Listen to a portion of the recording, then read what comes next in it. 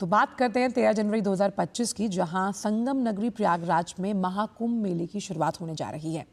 और इस बार प्रशासन ने टेक्नोलॉजी के जरिए महाकुंभ को डिजिटल महाकुंभ में बदल दिया। कैसे, इन ग्राफिक्स के जरिए हम आपको समझा रहे हैं। जहां प्रयागराज रेलवे जोन में आपको अब QR बेस्ड रेलवे टिकट मिलेगा। ड्रोन के जरिए महाकुंभ की निगरानी की जा रही है। चप्पे चप्पे पर मुस्तैद ड्रोन्स, आर्टिफिशियल इंटेलिजेंस पार्किंग जैसी टेक्नोलॉजी से महाकुंभ का जो ये मेला है उसे हाईटेक बनाया जा रहा है।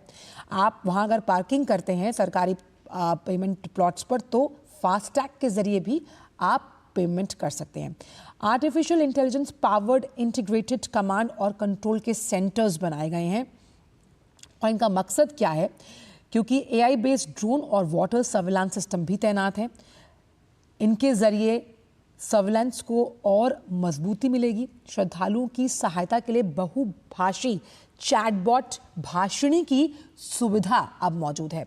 यूपी सरकार ने भाषिणी ऐप लॉन्च किया। 11 भाषाओं से ज़्यादा भाषाओं में ये भाषिणी ऐप उपलब्ध है और ये अलग अलग भाषाओं को सपोर्ट करता है, क्योंकि अलग अलग राज्यों से, अलग अलग देश के कोनों से वहाँ श्रद्धालु पहुँच रहे हैं। ऐसे में भाषिणी ऐप बहुत मददगार साबित होगा। अब ये बहुत अहम है, AI based lost and found centre. लगातार ये बातें सामने आती है कि भाई कुंभ के मेले में लोग खो जाते हैं, बिछड़ जाते हैं। यहाँ पर मदद करेगा आपके लिए आर्टिफिशियल इंटेलिजेंस। बायोमेट्रिक अटेंडेंस की सुविधा भी महाकुंभ के दौरान पुलिस प्रशासन को दी गई है। और ये जो डिजिटल सेंटर्स हैं, ये अपनों को जो अगर गुम हो जाते हैं उनसे मिलाएंगे। करीबन ऐसे 12 से 14 सेंटर्स बनाए गए हैं। और इस वक्त अगर हम ट्विटर की बात करें तो टॉप ट्रेंड कर रहा है डिजिटल महाकुंभ का ये हैशटैग। और अभी कुछ ही देर पहले हमने देखा कि आकाशवाणी के जो चैनल है, हम बात करते हैं महाकुंभ से जुड़ा हुआ, उसका भी लोकार्पण किया गया।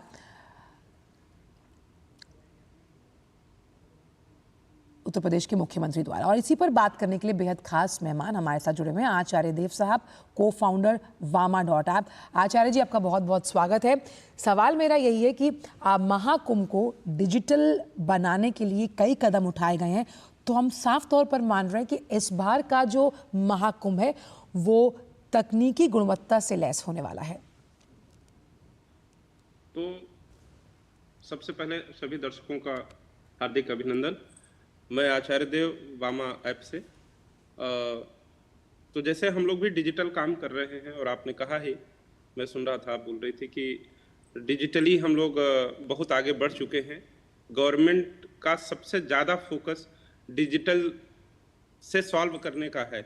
इस महाकुंभ को जितना डिजिटल प्रदान कर दिया गया है, क्योंकि हर जगह डिजिटलीकरण कर दिया गया है, चाहे टिकट लेने से लेकर के और भक्तों के दर्शन तक।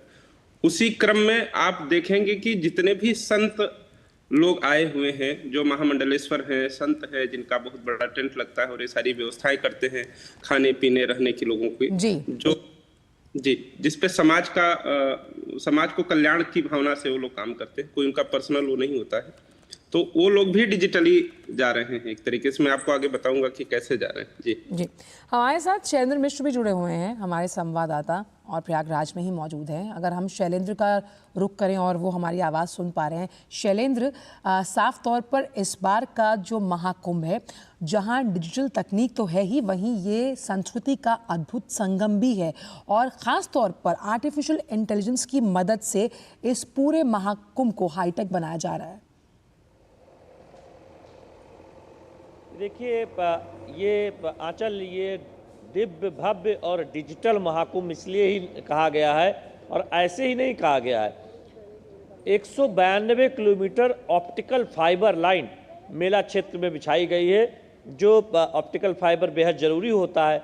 आप जानते हैं कि डिजिटल कनेक्टिविटी के लिए पूरे मेला परिक्षेत्र में आप कहीं भी जाइए, एक तरह से बेहतरीन नेटवर्क मिलेगा। जो मोबाइल के तमाम सेवा प्रदाता हैं, तो उनकी जो सुविधा है, कहीं पर भी आपको कॉल ड्रॉप या इस तरह की कोई दिक्कत नहीं आएगी। इंटरनेट का आप इस्तेमाल कर सकते हैं मेला क्षेत्र में, नदी किनारे बैठकर या फिर अखाड़े में। तो वो ऑप्टिकल फाइबर जो बिछाई गई है, उसकी वजह से ऐसा हुआ है। हमने देखा है कि सिर्फ डिजिटल इस मायने में नहीं है कि आप मोबाइल का या फिर लैपटॉप का इस्तेमाल आसानी से कर सकते हैं, अच्छी नेटवर्क की या फिर तेज इंटरनेट स्पीड की सुविधा के साथ, बल्कि हर जगह पर आपको डिजिटल की छाप दिखाई देगी। जी। यूपीआई हम जानते हैं, दुनिया देख रही, भारत कितना आगे बढ़ा है, छोटे छोटे वेंडर्स तो यूपीआई का इस्तेमाल कर ही रहे हैं मेला क्षेत्र में, लेकिन एआई का इस्तेमाल, जो आर्टिफिशियल इंटेलिजेंस का इस्तेमाल सीसीटीवी कैमरों के जरिए है, जिसमें हेड काउंट कितने लोग मेला स्थल पर आ रहे हैं, तमाम सीसीटीवी कैमरे जो लगाए गए उसमें बहुत सारे एआई इनेबल्ड है, उनमें उनके जरिए दरअसल एक नज़र रखी जा रही है। और आप हाजिरी देखिए डिजिटल की गई है, एक स्कैन के जरिए पुलिसकर्मियों की हाजिरी डिजिटल हो गई है, 3 तरह के क्यूआर स्कैन अलग अलग लगाए गए हैं। किसी आप बिजली के खंभे पर जाइए, वहाँ पर एक स्कैन लगाया जा रहा है, जिससे अगर कोई दिक्कत होती है बिजली को लेकर तो आप शिकायत कर सकते हैं। तो इस तरह के अभिनव प्रयोग किए गए हैं डिजिटलीकरण को लेकर, जो मेला में आने वाले महाकुंभ मेला में आने वाले श्रद्धालुओं की सहूलियत के लिए है, अखाड़ों में आने वाले साधु संत के सहूलियत के लिए है, सुरक्षा व्यवस्था को चाक चौबंद करने के लिए है।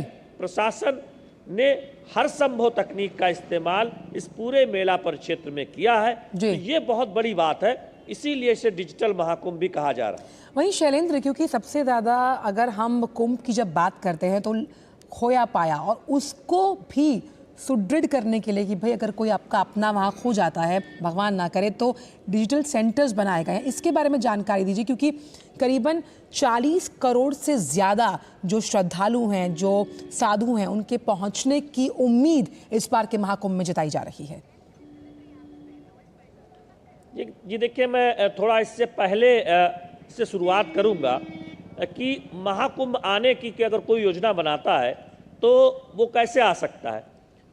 वो रेल मार्ग से आ सकता है, सड़क मार्ग से आ सकता है, या फिर हवाई मार्ग से आ सकता है, यहाँ कहाँ रुक सकता है, इसकी पूरी जानकारी कुंभ से जुड़ी, महाकुंभ से जुड़ी वेबसाइट पर दी गई है। उत्तर प्रदेश सरकार के एक विशेष वेबसाइट पर दी गई है, जिसमें आप सारी जानकारी ले सकते हैं कि आप जब आएंगे तो आप मेला कैसे जा सकते हैं, क्या क्या साधन होंगे, कैसे पहुंचेंगे, कहाँ कहाँ रुक सकते हैं अपनी क्षमता के मुताबिक।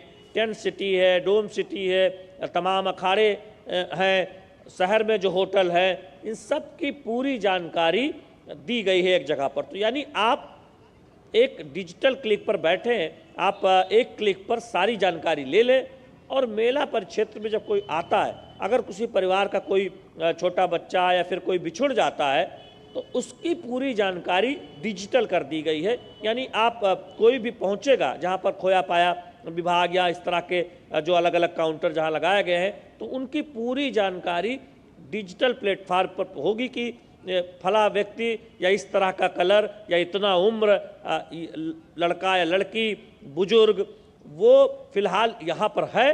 आप अगर आपके परिवार से जुड़ा है तो आप आ जाइए, उसे ले जाइए। उसका अनाउंसमेंट तो एक अलग जो परंपरागत तरीका है वो तो रहता ही है, लेकिन अब उसकी पूरी जानकारी डिजिटल होगी। तो ये है डिजिटलीकरण। यात्रियों की सुविधा के लिए, श्रद्धालुओं की सुविधा के लिए जो भी प्रयोग हो सकते हैं, वो मेला प्रशासन ने, उत्तर प्रदेश सरकार ने किया है। बिल्कुल। यानी आप कैसे आएंगे, कहाँ रुक सकते हैं, क्या क्या इसकी सारी व्यवस्था अब आपको ऑनलाइन चल रही है, इस सारी जानकारी डिजिटल बिल्कुल ऑनलाइन अवेलेबल है। आचार्य जी, क्योंकि जब सब कुछ ऑनलाइन है तो ऐसे में साइबर विशेषज्ञों का भी रोल यहाँ पर बहुत अहम हो जाता है, ख़ास तौर पर क्योंकि आपके पास सभी पेमेंट के साथ साथ कहाँ रुकना है, क्या खाना है, किधर आप जा सकते हैं, वो सभी जो आपकी सूचनाएं हैं वो डिजिटल ऐप्स पर उपलब्ध हैं। साइबर सुरक्षा के लिहाज से भी ये कुंभ अपने आप में अनूठा होने वाला है।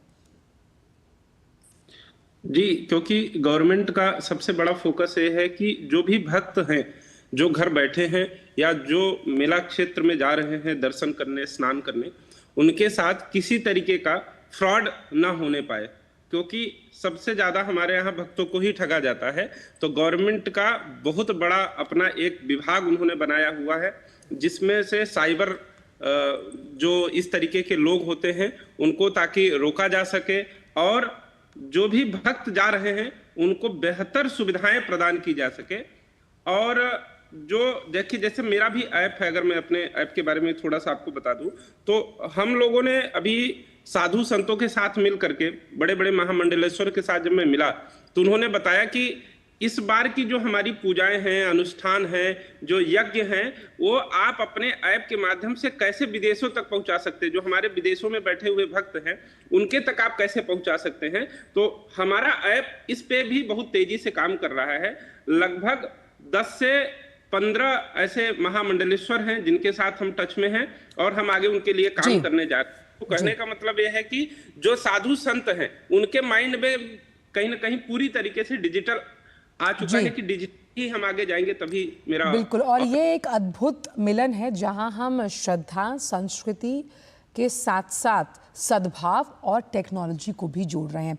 बहुत बहुत शुक्रिया शैलेंद्र आपका प्रयागराज से जुड़ने के लिए, साथ ही साथ आचार्य जी आपका भी इन तमाम जानकारियों को इस मंच से साझा करने के लिए। तो महाकुंभ में जब हम बात कर रहे हैं इस बार ये क्यों अलग है, ये अपने आप में वहाँ पर पहुँचने वाले जो श्रद्धालु उनके भक्ति भाव से तो अलग है ही, लेकिन किस तरह से अब ये हाईटेक हो चुका है जहाँ पर हम आर्टिफिशियल इंटेलिजेंस और ड्रोन की मदद से इसे और भव्य और दिव्य बना रहे हैं।